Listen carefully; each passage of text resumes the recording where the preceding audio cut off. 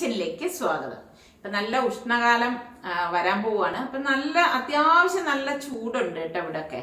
നമ്മളെപ്പോഴും നമ്മളുടെ വീട്ടിലുള്ളവരുടെ ആരോഗ്യ കാര്യങ്ങളിൽ ശ്രദ്ധ ചെലുത്താറുണ്ട്, പ്രത്യേകിച്ച് സ്ത്രീകൾ അല്ലെ.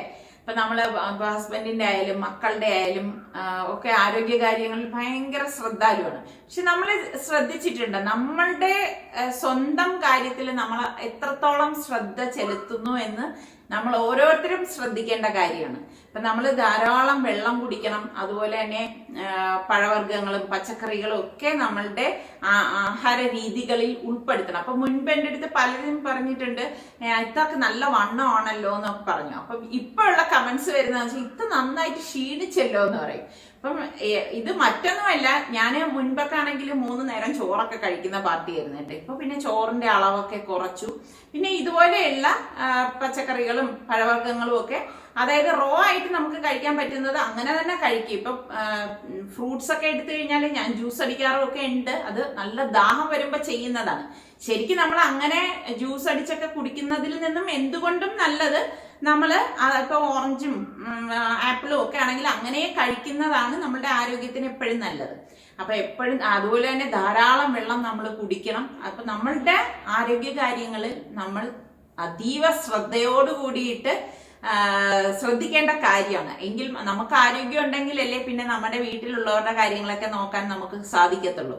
അപ്പൊ എന്തായാലും ഞാൻ ഇനി കത്തി വെക്കുന്നില്ല. അപ്പൊ ഇന്ന് എനിക്ക് വൈകുന്നേരത്തേക്ക് വേണ്ടി ഒരു റെസിപ്പിക്ക് 1-2 കാര്യങ്ങളൊക്കെ ചെയ്യാണ്ട്. എന്തായാലും നമുക്ക് അടുക്കളയിലേക്ക് പോകാം.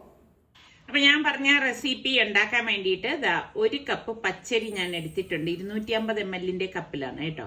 അതുപോലെ തന്നെ 1/4 കപ്പ് ഉഴുന്ന്, മുഴുവനുള്ള ഉഴുന്നാണ് ഞാൻ ഇവിടെ എടുത്തിരിക്കുന്നത്. ഇതോടൊപ്പം തന്നെ 1 ടീസ്പൂണ് ഉലുവയും 1/4 ടീസ്പൂൺ ചെറിയ ജീരകം, ക്യൂമിൻ സീഡ് കേട്ടോ. എന്നിട്ട് 1 കപ്പ് വെള്ളമാണ് ഇതൊഴിച്ച് കുതിരാനായിട്ട് വെക്കണത്. അപ്പം ഇത് നമ്മൾ അരയ്ക്കുന്ന സമയത്തെ കഴുകിയെടുക്കത്തുള്ളൂ കേട്ടോ. ഇതിനി മാറ്റി വെക്കാം. അപ്പൊ ഇനി ബ്രേക്ക്ഫാസ്റ്റ് തയ്യാറാക്കാൻ വേണ്ടിയിട്ട് ഒരു പാനിലേക്ക് ഞാനിവിടെ 3 കപ്പ് വെള്ളം ഒഴിച്ചു കൊടുക്കാണ്. 250 ml കപ്പിലാണ് ഞാൻ എടുത്തിരിക്കുന്നത്. വെള്ളം വെട്ടി തിളയ്ക്കുന്ന സമയത്ത് നമുക്കിതിലേക്ക് പാകത്തിനുള്ള ഉപ്പും 1 ടീസ്പൂൺ ഓയിലും കൂടി ഒഴിച്ചു കൊടുക്കാം. ഇനി ഞാൻ ഇവിടെ 250 ml കപ്പിൽ തന്നെ 2 കപ്പ് വറുത്ത പച്ചരിപ്പൊടിയാണ് കേട്ടോ. അതും കൂടി ഇതിലേക്ക് ഇട്ടിട്ട് ആ ചൂടോടുകൂടി തന്നെ നല്ലതുപോലെ ഒന്ന് ഇളക്കി കൊടുക്കണം.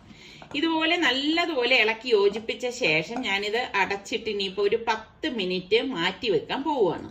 ആ സമയം കൊണ്ട് നമുക്ക് കറിക്ക് വേണ്ടിയിട്ട് ഞാനിവിടെ ഒരു വലിയ ഉണ്ട വെളുത്തുള്ളി അല്ലിയും 1 വലിയ പീസ് ഇഞ്ചി എടുത്തിട്ടുണ്ട്. അപ്പൊ ഇതുപോലെ ഒന്ന് ചതച്ചെടുക്കണം. ഇതുപോലെ നല്ലതുപോലെ ഒന്ന് ചതച്ചെടുത്ത ശേഷം ഇതിലേക്ക് ഞാൻ 1 ടീസ്പൂണോളം കുരുമുളകില്ലേ, മുഴുവനുള്ള കുരുമുളകും 1 ടീസ്പൂണോളം പെരിഞ്ജീരകം, ഫെനൽ സീഡ്, അതും കൂടി ഇട്ടിട്ട് നല്ലതുപോലെ ഒന്ന് ചതച്ച് യോജിപ്പിച്ചെടുക്കാം.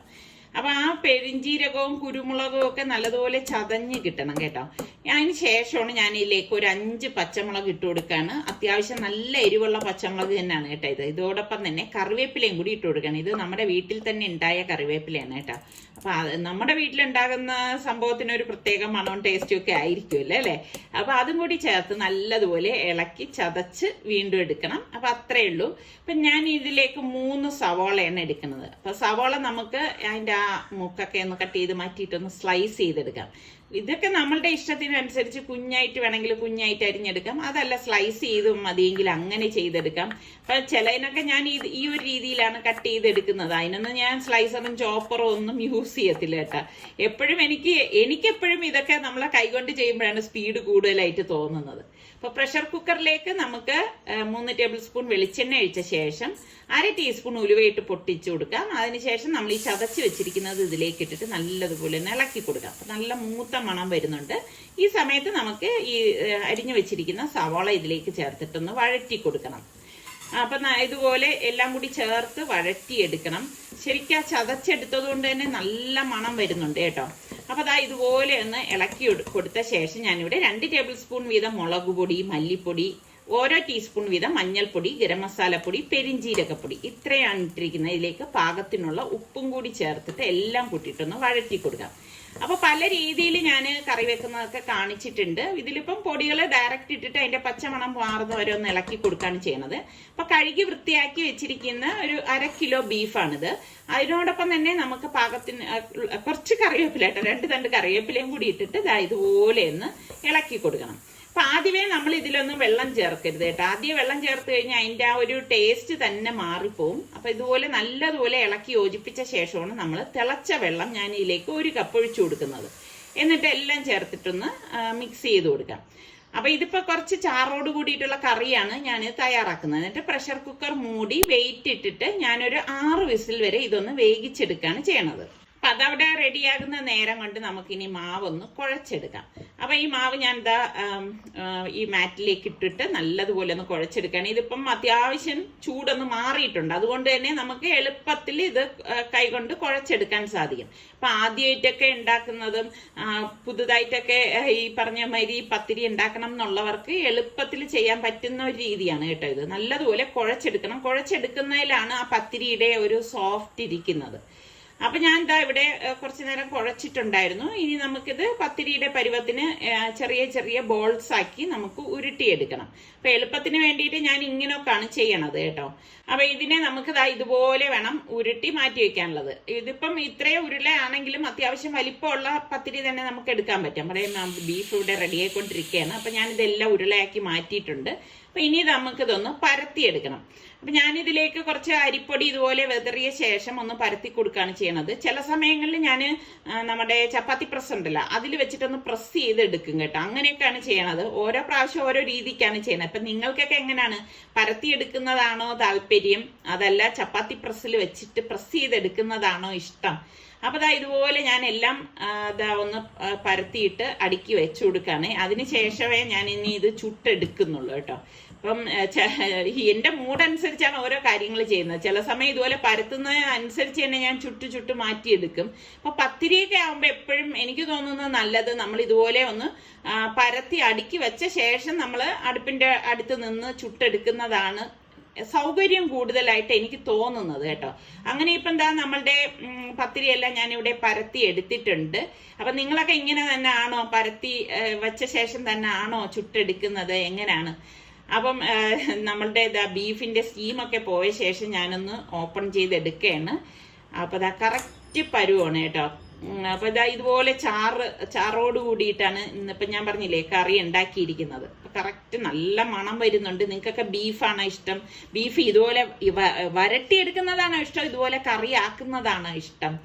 അപ്പൊ ഇന്നിപ്പൊ ഞാൻ പത്തിരി ആയതുകൊണ്ടാണ് ഇതിപ്പോ ഇവിടെ കറിയാക്കി എടുത്തത് കേട്ടോ. അല്ലെങ്കിൽ നിസാർക്കാർക്ക് ഇഷ്ടം ഇങ്ങനെ വരട്ടി എടുക്കുന്നതാണ്. അപ്പൊ പാൻ ഞാൻ ചൂടാക്കാൻ വെച്ചിട്ടുണ്ടായിരുന്നു. ഇതിലേക്ക് നമ്മുടെ പത്തിരി പരത്തിയത് വെച്ചിട്ട് നമുക്ക് ചുട്ടെടുക്കാം. അപ്പൊ ഈ പാനിന്റെ ഞാൻ ക്യാമറ സെറ്റ് ചെയ്ത് വെച്ചിരിക്കുന്നതുകൊണ്ട് തന്നെ ഒരു സൈഡിലേക്ക് എനിക്ക് പാൻ ഇങ്ങനെ വെക്കാനായിട്ട് പറ്റുന്നുള്ളൂ. അപ്പൊ അതുകൊണ്ട് തന്നെ ഒരു സൈഡിലാണ് അതിലെ ചൂട് കൂടുതലായിട്ട് വരുന്നത്.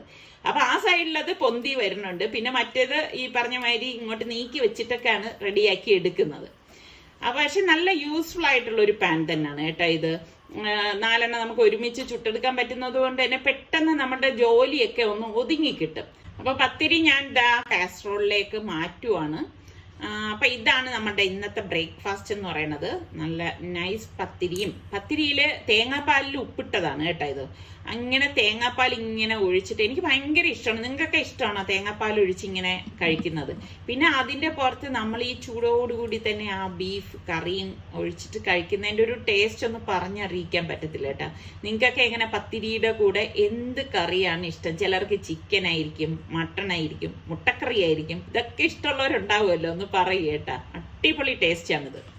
അപ്പൊ നമ്മള് അരിയും ആ ഉഴുന്നും ഒക്കെ കുതിരാൻ വെച്ചിട്ട് ഇപ്പൊ 2 മണിക്കൂർ കഴിഞ്ഞിട്ടുണ്ടായിരുന്നു. ഇതിനിടയിൽ എനിക്ക് കുറച്ച് പണി, തുണി നനയ്ക്കാനും ഒക്കെ ഉണ്ടായിരുന്നു. പിന്നെ കുളിയൊക്കെ കഴിഞ്ഞ് വന്ന ശേഷമാണ് ഞാനിപ്പോ ഇതൊന്ന് അരച്ചെടുക്കാൻ പോണത്. അപ്പൊ അത് കഴുകി ഡ്രെയിൻ ചെയ്ത ശേഷം അതിലേക്ക് 1 കപ്പ് വെള്ളം ഞാൻ ഒഴിച്ചു കൊടുക്കുകയാണ്. ഈ 1 കപ്പ് വെള്ളത്തിലാണ് ഇനി നമ്മളിത് അരച്ചെടുക്കുന്നത്. അപ്പൊ മിക്സിയുടെ ജാറിലേക്ക് ഞാൻ ഇത് 2 ബാച്ചായിട്ടാണ് അരച്ചെടുക്കുന്നത്. ആകെ 1 കപ്പ് വെള്ളത്തിലാണ് ഈ ഫുള്ള് നമ്മളിത് അരച്ചെടുക്കുന്നത്. അപ്പൊ ഫസ്റ്റ് ബാച്ച് ഇതുപോലെ ഇട്ടിട്ട് ഇതിലേക്ക് നമുക്ക് പാകത്തിനുള്ള ഉപ്പും കൂടി ചേർത്തിട്ട് വേണം ഇതൊന്ന് അരച്ചെടുക്കാൻ. ഞാൻ എല്ലാം അരച്ചെടുക്കുമ്പോൾ ഇതുപോലെ ഉപ്പും കൂടി ചേർത്താണ് അരച്ചെടുക്കുന്നത്. ഒന്ന് അരഞ്ഞ ശേഷം എനിക്ക് മനസ്സിലായി ബാക്കിയും കൂടെ ഇടാനുള്ള സ്പേസ് ഇതിൻ്റെ അകത്തുണ്ടെന്ന്. അപ്പൊ ബാക്കിയുള്ളതും കൂടി ഞാൻ ഇതിലേക്ക് ഇട്ടിട്ട് ഇതുപോലെ ഒന്ന് അരച്ചെടുക്കുകയാണ് ചെയ്യുന്നത്. അപ്പൊ കറക്റ്റ് കറക്റ്റ് പരുവാണ് കേട്ടോ. അപ്പൊ ഇത് ഞാനിതാ ഒരു ബൗളിലേക്ക് ഒഴിച്ചു കൊടുക്കണം. അപ്പൊ ഈ മാവിനി ഒന്ന് പുളിച്ച് പൊങ്ങണം. അപ്പൊ അതിന് വേണ്ടിയിട്ട് അടച്ചിട്ട് ഒരു 3-4 മണിക്കൂറെങ്കിലും നമ്മൾ മാറ്റി വെക്കണം. ഇപ്പൊ ഇവിടെ ആണെങ്കിൽ നമ്മുടെ തിരുവനന്തപുരത്ത് മാത്രമാണോ ചൂടെന്ന് എനിക്കറിയത്തില്ല, നല്ല ഉഷ്ണമാണ് കേട്ടോ.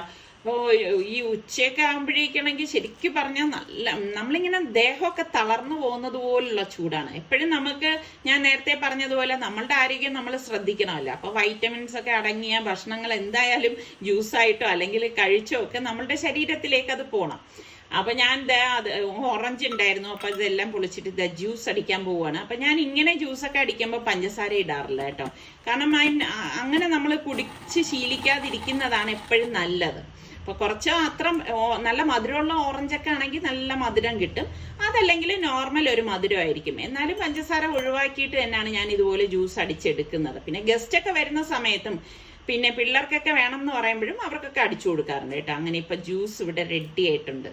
അപ്പോഴാണ് ഞാൻ ഓർത്തത് എനിക്ക് ഇഡ്ഡലിക്ക് വേണ്ടി അരി വെള്ളത്തിൽ ഇടണം എന്നുള്ളത്. അപ്പൊ 3 കപ്പ് പച്ചരിയാണ് ഞാൻ എടുക്കുന്നത്. അതിലൊരു 1/4 കപ്പ് പുഴുക്കലരി, നമ്മൾ ചോറ് വെക്കുന്ന അരിയില്ലേ, അതും കൂടി ഇട്ട് കൊടുക്കും. പിന്നെ 3/4 കപ്പ് ഉഴുന്നാണ് ഞാൻ മറ്റൊരു പാത്രത്തിലേക്ക് ഇട്ട് കൊടുക്കുന്നത്. 1 ടീസ്പൂൺ ഉലുവയും കൂടി ഇട്ട് കൊടുക്കും. എന്നിട്ട് അത് കഴുകി വെള്ളം ഒഴിച്ച് അടച്ച് മാറ്റി വെക്കാണ് ചെയ്യണത്. എന്നിട്ട് വൈകുന്നേരം ആകുമ്പോൾ ഞാനിത് അരച്ചെടുക്കും. അപ്പൊ വൈകുന്നേരം ചായയുടെ സമയമായപ്പോഴേക്ക് നമ്മൾ അരച്ചു വെച്ചിട്ടില്ലേ ആ സംഭവത്തിലേക്ക് ചേർക്കാൻ വേണ്ടിയിട്ട് ഒരു പാനിലേക്ക് 2 ടീസ്പൂൺ ഓയിൽ ഒഴിച്ചിട്ട് 1/4 ടീസ്പൂണ് ചെറിയ ജീരകം ക്യുമിൻ സീഡ് ഇട്ട് കൊടുക്കാണ്. പിന്നെ ഞാനിവിടെ 2 പച്ചമുളക്, 1 സവാള, കുറച്ച് കറിവേപ്പില, കുറച്ച് മല്ലിയില, ഇത് ഇത്രയും കൂടി ചേർത്തിട്ടൊന്ന് വഴറ്റി കൊടുക്കാം. അപ്പൊ നമുക്ക് ഇതൊക്കെ റെഡിയാക്കി ഇരിക്കുകയാണെങ്കിൽ ഗസ്റ്റ് ഒക്കെ വരുമ്പോൾ ഉണ്ടാക്കി കൊടുക്കാൻ എളുപ്പമാണ് കേട്ടോ. എന്നിട്ട് 1 ടേബിൾ സ്പൂൺ ഇഞ്ചി വെളുത്തുള്ളി പേസ്റ്റാണ് ഞാൻ ചേർത്ത് കൊടുക്കുന്നത്. എല്ലാം ചേർത്തിട്ട് നല്ലതുപോലെ ഒന്ന് ഇളക്കി കൊടുക്കണം. അപ്പൊ കരിഞ്ഞു പോകാതിരിക്കാൻ പ്രത്യേകം ശ്രദ്ധിച്ചേക്കണം കേട്ടോ. ഇനി നമുക്ക് ഇതിലേക്ക് 2 teaspoon Kashmiri chilli powder, 1/2 teaspoon garam masala പൊടിയും 1/2 ടീസ്പൂൺ കായപ്പൊടിയും കൂടി ഇട്ട് കൊടുക്കണം. ഇനി നമുക്ക് പാകത്തിനുള്ള ഉപ്പും ചേർത്തിട്ട് ഇതൊന്ന് ഇളക്കി കൊടുക്കാം. അപ്പൊ പൊടികൾ കരിഞ്ഞു പോകാതെ ഒന്ന് ഇളക്കിയെടുക്കണം. ഇളക്കിയെടുത്ത ശേഷം ഇതിനിപ്പം നമുക്കൊന്ന് തണുക്കാനായിട്ട് വെക്കാം.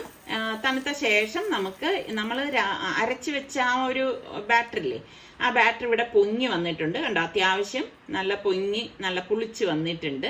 അപ്പൊ ഇതാണ് അതിന്റെ ഒരു പരുവം എന്ന് പറയുന്നത്. എളുപ്പമാണ് കേട്ടോ. ഇത് നമ്മൾ ഇഡലിക്കൊക്കെ അരി ഇടുന്ന സമയം അല്ലെങ്കിൽ ദോശയ്ക്കൊക്കെ ആട്ടുന്ന സമയത്ത് നമ്മൾ ഇതുപോലെ ഒന്ന് അരച്ചെടുത്ത് വെക്കുകയാണെങ്കിൽ നമുക്ക് വൈകുന്നേരമൊക്കെ ഉണ്ടാക്കിയെടുക്കാൻ പറ്റും.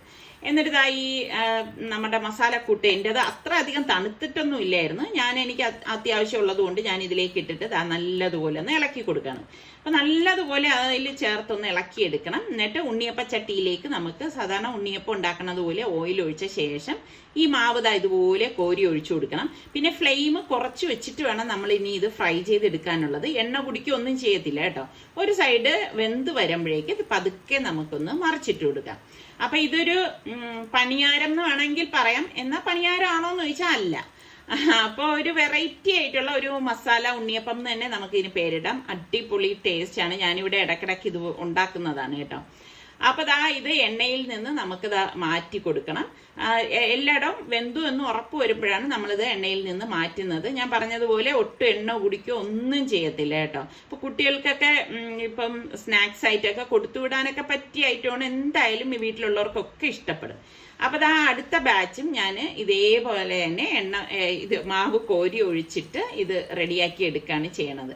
അപ്പൊ ഇത് നമുക്ക് സാമ്പാർ ഉണ്ടെങ്കിൽ സാമ്പാറിന്റെ കൂടെയോ അതല്ലെങ്കിൽ ചട്നി ഉണ്ടെങ്കിൽ ടൊമാറ്റോ ചട്നിയുടെ കൂടെയോ അതിൻ്റെ കൂടെയൊക്കെ കഴിക്കാൻ പറ്റിയ, അല്ലെങ്കിൽ ചമ്മന്തി, ഞാനിപ്പം തേങ്ങാ ചമ്മന്തിയാണ് ഉണ്ടാക്കിയിരിക്കുന്നത്. അതിൻ്റെ കൂടെ കഴിക്കാൻ പറ്റിയൊരു അടിപൊളി ഐറ്റം തന്നെയാണ്. അപ്പം നിങ്ങൾ ട്രൈ ചെയ്യാത്തവര് ഈ റെസിപ്പി ഒന്ന് ട്രൈ ചെയ്ത് നോക്കിയിട്ട് ഫീഡ്ബാക്ക് തരണം കേട്ടോ. നല്ല ടേസ്റ്റി ആയിട്ടുള്ള നല്ല ഒരു സ്നാക്കാണിത്. മഗ്‌രിബൊക്കെ കഴിഞ്ഞ ശേഷം ഞാൻ നമ്മൾ ഇഡ്ഡലിക്ക് വേണ്ടി ഉഴുന്നും അരിയൊക്കെ വെള്ളത്തിൽ ഇട്ടിരുന്നില്ല. അപ്പൊ ആദ്യം ഞാൻ ഇതുപോലെ ഉഴുന്നിട്ടിട്ട് ആ ഉഴുന്ന് കുതിർത്ത വെള്ളത്തിൽ തന്നെയാണ് ഞാൻ 1/2 കപ്പ് വെള്ളം ഒഴിച്ചിട്ട്, അതായത് ആ ഉഴുന്ന് നെകക്കെയുള്ള വെള്ളം ഒഴിച്ചാണ് നമ്മളിത് അരച്ചെടുക്കുന്നത്. അപ്പൊ ഇപ്രാവശ്യം ഞാൻ മിക്സിയിൽ തന്നെയാണ് അരച്ചെടുക്കുന്നത്. അപ്പൊ ഇത് നമുക്കൊരു പാത്രത്തിലേക്ക് ഒഴിച്ചു വെക്കാം. ഒഴിച്ചു വെച്ച ശേഷം ഉഴുന്ന് ആദ്യം അരച്ചതിന് ശേഷമാണ് ഞാൻ അരി അരച്ചെടുക്കുന്നത് കേട്ടോ. അപ്പം അരിയും ഇതുപോലെ തന്നെ നമ്മൾ മിക്സിയുടെ ജാറിലേക്ക് ഇട്ടിട്ട് അതിൽ പാകത്തിനുള്ള ഉപ്പിട്ടിട്ട് വീണ്ടും നമുക്ക് ഈ അരി നകക്കെയുള്ള വെള്ളം ഒഴിച്ചിട്ടാണ് നമ്മളിത് അരച്ചെടുക്കുന്നത്. ഞാൻ നേരത്തെ പറഞ്ഞ മാതിരി എല്ലാത്തിനും ഞാൻ ഉപ്പിട്ടിട്ട് തന്നെയാണ് അരയ്ക്കുന്നത്. എനിക്ക് അതിൽ വലിയ ടേസ്റ്റ് വ്യത്യാസം ഒന്നും അനുഭവപ്പെട്ടിട്ടില്ല. പലരും പല അഭിപ്രായങ്ങൾ പറയുന്നുകൊണ്ടാണ് ഞാനത് പറഞ്ഞത് കേട്ടോ. അപ്പൊ ഇത് 2 ബാച്ചായിട്ട് ഞാൻ ഇവിടെ അരച്ചെടുത്തു.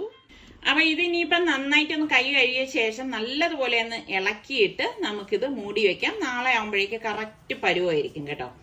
അപ്പൊ ഇതൊക്കെ തന്നെയാണ് നമ്മളുടെ ഇന്നത്തെ അടുക്കള വിശേഷങ്ങൾ എന്ന് പറയുന്നത്. അപ്പം നമ്മളുടെ ചാനൽ കണ്ടുകൊണ്ടിരിക്കുന്നവരിൽ സബ്സ്ക്രൈബ് ചെയ്യാതെ കാണുന്ന ആരെങ്കിലും ഒക്കെ ഉണ്ടെങ്കിൽ നിങ്ങൾക്ക് ഇഷ്ടപ്പെടുകയാണെങ്കിൽ ഒന്ന് സബ്സ്ക്രൈബ് ചെയ്തേക്കണേ.